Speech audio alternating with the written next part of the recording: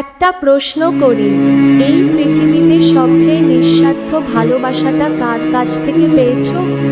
যে ভালোবাসা কোনো শর্ত ছাড়াই তোমাকে আগলে রেখেছে, যে চোখ দুটো সারা রাত জেগে থেকেছে তোমার একটুখানি কাশির জন্য। তারা কারা? তারা হলো তোমার মা আর তোমার বাবা।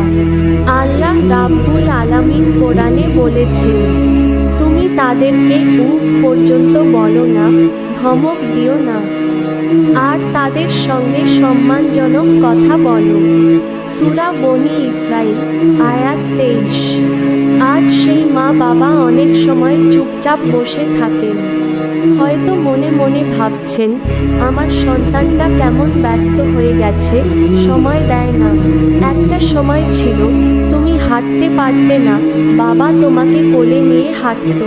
তুমি খেতে না চাইলে মা নিজের মুখের খাবার তুলে দিত তোমার মুখে, তুমি খাও, মা পাশে বসে থাকে, তুমি জিজ্ঞেস করো না, মা তুমি খেয়েছো?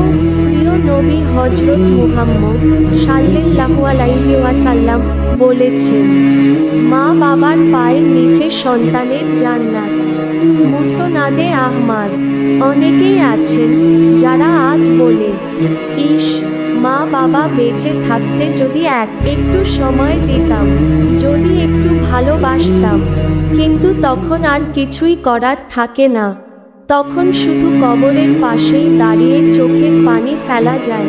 বন্ধুরা, আজকের এই ভিডিও যদি দেখো, তাহলে এখনই একটা কাজ করো, তোমার মা বাবাকে ফোন দাও, জড়িয়ে ধরো, একটু বলো, আমার দুনিয়া তুমি মা, আমার জান্নাত তুমি বাবা।